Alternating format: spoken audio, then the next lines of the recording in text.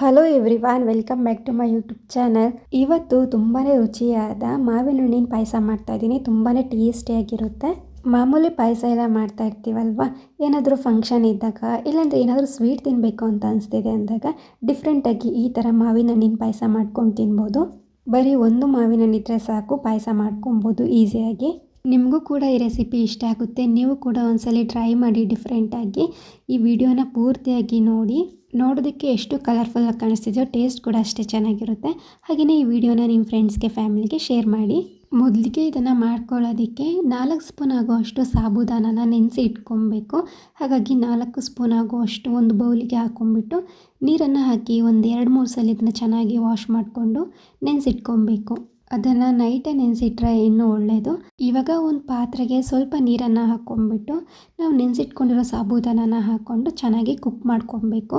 ಅಷ್ಟೊತ್ತಿಗೆ ಒಂದು ಮಾವಿನ ಹಣ್ಣನ್ನು ಕಟ್ ಮಾಡಿ ಮಿಕ್ಸರ್ ಜಾರಿಗೆ ಹಾಕ್ಕೊಂಡು 2 ಏಲಕ್ಕಿನ ಹಾಕ್ಕೊಂಡು ಪ್ಯೂರಿ ಮಾಡಿ ಸೈಡಲ್ಲಿ ಇಟ್ಕೊಂಡಿದ್ದೀನಿ.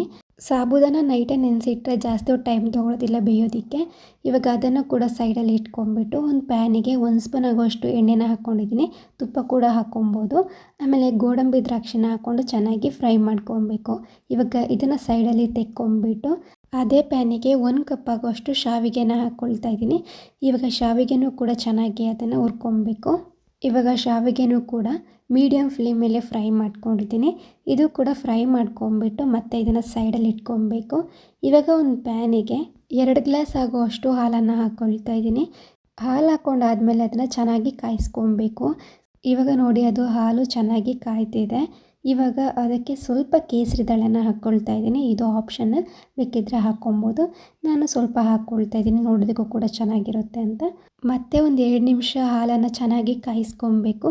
ಅದಾದಮೇಲೆ ನಾವು ಮೊದಲಿಗೆ ಶಾವಿಗೆನ ಹುರಿದು ಇಟ್ಕೊಂಡಿದ್ವಲ್ಲ, ಇವಾಗ ಅದನ್ನು ಹಾಕ್ಕೊಳ್ತಾ ಇದ್ದೀನಿ. 1 ಕಪ್ ಆಗುವಷ್ಟು ಹುರ್ಕೊಂಡಿದ್ವಿ, ಅದು ಪೂರ್ತಿ 1 ಕಪ್ಪನ್ನು ಕೂಡ ಹಾಕ್ಕೊಳ್ತಾ ಇದ್ದೀನಿ. ಶಾವಿಗೆನ ಹಾಕ್ಕೊಂಬಿಟ್ಟು ಶಾವಿಗೆನ ಬೇಯಿಸ್ಕೊಬೇಕು ಹಾಲಲ್ಲೇ. ಜಾಸ್ತಿ ಏನು ಬೇಡ, ಜಾಸ್ತಿ ಫುಲ್ಲು ಮೆತ್ತಗಾಗೋವರೆಗೂ ಬೇಯಿಸ್ಕೋಬಾರ್ದು ಶಾವಿಗೆ.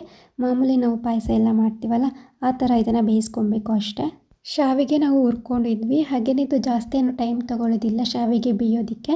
ಇವಾಗ ನೋಡಿ, ಶಾವಿಗೆ ಬೆಂದಿದೆ. ಇವಾಗ ಅದಕ್ಕೆ ಸಕ್ಕರೆನ ಹಾಕ್ಕೊಬೇಕು.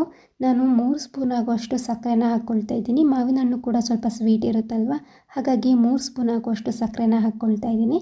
ಸಕ್ಕರೆ ಕೂಡ ಹಾಕ್ಕೊಂಡು 1 ನಿಮಿಷ ಅದನ್ನು ಚೆನ್ನಾಗಿ ಕುದಿಸ್ಕೊಬೇಕು. ಅದಾದಮೇಲೆ ಇದಕ್ಕೆ ನಾವು ಮೊದಲಿಗೆ ಸಾಬುದಾನನ ಕುಕ್ ಮಾಡಿ ಇಟ್ಕೊಂಡಿದ್ವಲ್ಲ ಅದನ್ನು ಹಾಕ್ಕೊಬೇಕು.